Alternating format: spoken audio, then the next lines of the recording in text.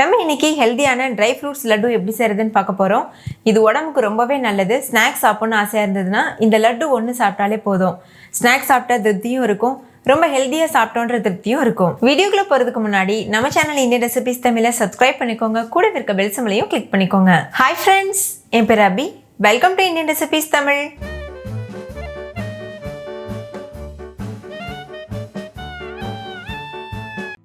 இது பண்ணுறதுக்கு 1/4 கிலோ அளவு பேரிச்சம்பழம் எடுத்துக்கோங்க. சாஃப்டான கருப்பு பேரிச்சம்பழம் எடுத்துக்கோங்க. அப்போ தான் ரொம்ப டேஸ்டியாகவும் செய்கிறதுக்கும் ரொம்ப ஈஸியாகவும் இருக்கும். ஃபஸ்ட்டு இதில் இருக்கக்கூடிய விதைகளை நீக்கிடணும். எல்லா பேரிச்சம்பழங்களில் இருக்கக்கூடிய விதைகள் எல்லாத்தையுமே நீக்கிடுங்க. இப்போ பாருங்கள், எல்லா டேட்ஸ்லேயும் விதை நீக்கிட்டு வச்சாச்சு. இது பாருங்கள் எவ்வளோ சாஃப்டாக இருக்குது. இந்த பேரிச்சம்பழம் ரொம்ப சாஃப்டாக இருக்கிறதுனால நான் இதை கட் பண்ணலை. ஒருவேளை நீங்கள் யூஸ் பண்ணுற பேரிச்சம்பழம் கொஞ்சம் ஹார்டாக இருந்ததுன்னா, கையில் இப்படி செய்யும்போது ஒழுங்காக சாஃப்டாக ஆகாமல் இருந்ததுன்னா நீங்கள் ஃபைனாக அதை கட் பண்ணிடுங்க. நல்ல பொடியாக கட் பண்ணிடுங்க. அப்போ தான் லட்டு செய்யும்போது கரெக்டாக இருக்கும். ஸோ இது நல்ல சாஃப்டான டேட்ஸ்ன்றதுனால நான் அப்படியே யூஸ் பண்ணுறேன். இப்போ ஒரு கடாயில் 2 டீஸ்பூன் மட்டும் கசகசா சேர்த்துட்டு லோ ஃப்ளேம்லேயே வச்சுட்டு நல்லா வறுத்துக்கோங்க. லேசாக இது வெடிக்கிற சத்தம் வரும், அது வரைக்கும் நம்ம வறுத்துக்கிறலாம். ஆனால் ஸ்டவ்வை லோ ஃப்ளேம்லேயே வச்சுக்கோங்க. இப்போ இது நல்லா வறுபட்டுருச்சு. இப்போ இதை வேறு ஒரு பிளேட்டில் மாற்றிட்டு இதை முழுமையாக ஆற வச்சிடலாம். அதே கடாயில் 2 டேபிள் ஸ்பூன் அளவு நெய் சேர்த்துக்கோங்க.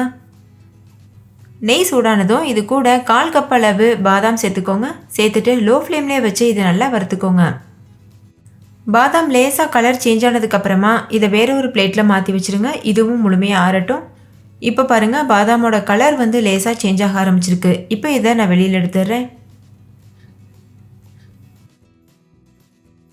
இப்போ அதே நெய்யில் 1/4 கப் அளவு முந்திரி பருப்பும் சேர்த்துட்டு லோ ஃப்ளேம்லேயே வச்சு இதையும் நல்லா வறுத்துக்கோங்க. முந்திரி பருப்போட கலர் லேசாக பொன்னிறம் வர வரைக்கும் வறுத்துக்கோங்க. இப்போ முந்திரியோட கலர் லேசாக சேஞ்ச் ஆக ஆரம்பிச்சிருச்சு. இப்போ இதையும் நம்ம வெளியில் எடுத்துகிட்டு வேறு ஒரு பிளேட்டில் வச்சிடலாம். இதுவும் முழுமையாக ஆறட்டும். இப்போ அதே நெய்யில் 1/4 கப் அளவு அக்ரூட், அதாவது வால்நட் சேர்த்துக்கோங்க. சேர்த்துட்டு இதையும் நல்லா வறுத்துக்கோங்க. ஸ்டவ்வை லோ ஃப்ளேமில் வச்சுக்கோங்க. இதுவும் நல்லா வறுபட்டதுக்கப்புறமா வேறு ஒரு பிளேட்டில் மாற்றி வச்சுருங்க. இப்போ பாருங்கள், இது முழுமையாக வறுபட்டுருச்சு. நான் வேறு ஒரு பிளேட்டுக்கு மாற்றிடுறேன்.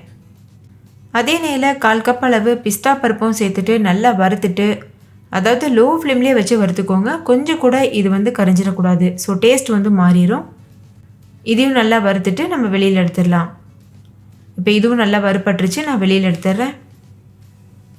நட்ஸ் எல்லாமே சீக்கிரமாகவே வறுபட்டுரும். ரொம்ப நேரம் இதை வறுத்துட்டே இருக்கணும்னு அவசியம் இல்லை. இப்போ இதே நெய்யில் ஒரு கையளவு பூசணி விதை சேர்த்துக்கோங்க. ஒரு கையளவு மெலன் விதையும் சேர்த்துக்கோங்க. விதைகள் எல்லாமே நம்ம சாப்பாட்டில் சேர்த்துக்கும் போது ரொம்பவே ஆரோக்கியமாக இருக்கும். ஸ்கின்னுக்கு, ஹேருக்கு, அதுக்கப்புறமா நம்ம முழு உடம்புக்குமே இது ரொம்பவே ஹெல்த்தியானது.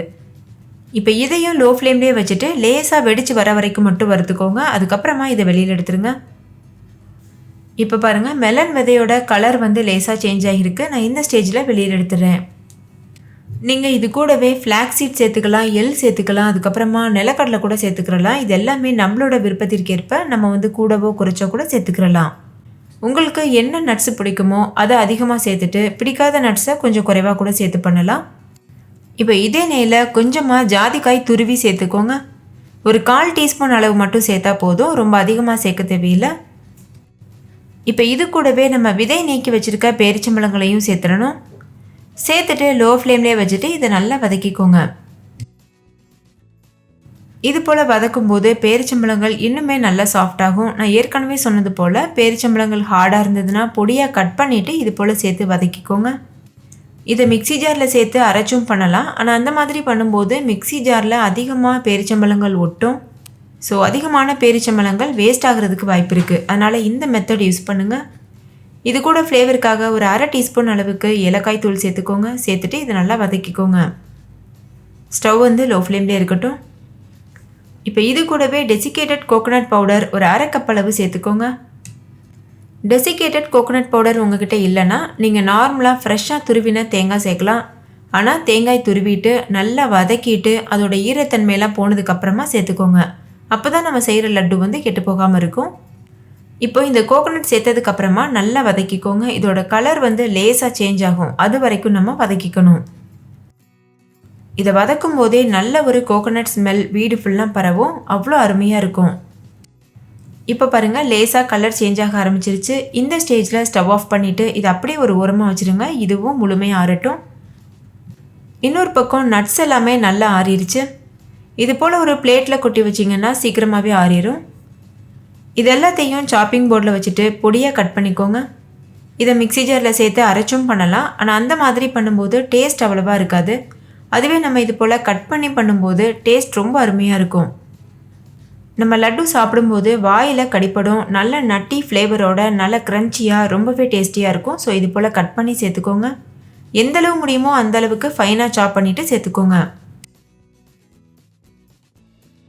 இன்னொரு பக்கம் பேரிச்சம்பழங்கள், அதுக்கப்புறமா தேங்காய் பவுடர் இதெல்லாமே நல்லா ஆறி இருக்குது. இது கூட நம்ம கட் பண்ணி வச்சுருக்க நட்ஸையும் சேர்த்துடணும். சேர்த்துட்டு லேசாக இது போல் மிக்ஸ் பண்ணிக்கோங்க.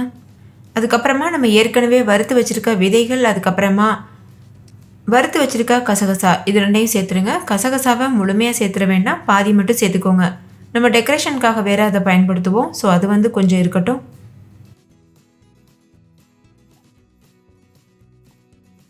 இப்போ இது எல்லாமே ஒன்றோட ஒன்று நல்லா மிக்ஸ் ஆகுறது போல் இது போல் நல்லா கலந்துக்கோங்க. பேரிச்சம்பழங்கள் நான் கட் பண்ணாமல் சேர்த்துருக்கேன், அதனால் நல்லா அழுத்தம் கொடுத்து பிசைய வேண்டியது வரும். நீங்கள் பொடியாக சாப் பண்ணி சேர்த்துருந்தீங்கன்னா இந்த மாதிரி பிசைய தேவையில்லை, நார்மலாக பிசைஞ்சாலே ஒன்றோட ஒன்று நல்லா ஒட்டிக்கிறோம். இப்போ இது போல் நல்லா பிசைஞ்சதுக்கப்புறமா நட்ஸு, அதுக்கப்புறம் சீட்ஸு, பேரிச்சம்பழம், தேங்காய் இதெல்லாம் நல்லா மிக்ஸ் ஆனதுக்கப்புறமா இது போல் உருண்டைகளாக உருட்டி வச்சுருங்க. நீங்கள் உருண்டைகளாக உருட்டி சர்வ் பண்ணலாம், அப்படி இல்லைன்னா ட்ரேயில் செட் பண்ணிவிட்டு பர்ஃபீஸ் போல் கூட சர்வ் பண்ணலாம். லட்டு போல் சர்வ் பண்ணோன்னா பார்க்கும்போது நல்லா அட்ராக்டிவாக இருக்கும். குழந்தைங்கள்லாம் வேணான்னு சொல்லாமல் கேட்டு வாங்கி சாப்பிடுவாங்க. குழந்தைங்கள்லேருந்து பெரியவங்க வரைக்கும் எல்லாருக்குமே இது ரொம்ப ஹெல்த்தியான ஒரு ஸ்நாக் ரெசிபியாக இருக்கும். ஸோ கண்டிப்பாக வீட்டில் ட்ரை பண்ணி பாருங்கள். எல்லோரும் என்ஜாய் பண்ணி கேட்டு வாங்கி சாப்பிடுவாங்க. இது பார்க்கும்போதே எவ்வளோ கலர்ஃபுல்லாக அட்ராக்டிவாக இருக்குல்ல. இது இன்னும் கொஞ்சம் அழகாக கூட்டுறதுக்காக நம்ம ஏற்கனவே வறுத்து மீதம் வச்சுருந்தோம்ல கசகசா, அதில் சேர்த்துட்டு இது போல் மறுபடிக்கும் லட்டு பிடிச்சிருங்க. பார்க்குறதுக்கே ரொம்ப அழகாக இருக்கும் பாருங்கள். ஸோ கண்டிப்பாக இதே மெத்தடில் நீங்களும் ட்ரை பண்ணி பாருங்கள். பிகினர்ஸ் கூட ரொம்ப சுலபமாக பண்ண முடியும், பேச்சுலர்ஸ் கூட இதை பண்ண முடியும். இதை செஞ்சுட்டு நீங்கள் ஸ்டோர் பண்ணி வச்சு 10 days வரைக்கும் கூட யூஸ் பண்ணலாம். ஃப்ரிட்ஜில் வச்சு யூஸ் பண்ணுங்கள். 5 days வரைக்கும் வெளியில் இருக்கும். அடுத்த ஒரு 5 நாளுக்கு நீங்கள் யூஸ் பண்ணணுன்னா ஃப்ரிட்ஜில் எடுத்து வச்சுருங்க. இதே போல் மீத இருக்க எல்லா உருண்டைகளும் செஞ்சுட்டு நம்ம சர்வ் பண்ணிடலாம். நல்ல சாஃப்டான, வாயில் வச்சதும் கரையக்கூடியது போல் ரொம்ப டேஸ்டியான லட்டு சூப்பராக தயாராகிருச்சு. ஓகே ஃப்ரெண்ட்ஸ், இந்த ட்ரை ஃப்ரூட்ஸ் லட்டு உங்கள் எல்லாருக்கும் ரொம்ப பிடிச்சிருந்துச்சுல? பிடிச்சிருந்தா லைக் பண்ணுங்கள், உங்கள் ஃப்ரெண்ட்ஸ் கூட ஷேர் பண்ணுங்கள். நீங்களும் வீட்டில் செஞ்சு பார்த்துட்டு டேஸ்ட் எப்படி இருந்ததுன்னு கமெண்ட்டில் சொல்லுங்கள். தேங்க்யூ, பாய்.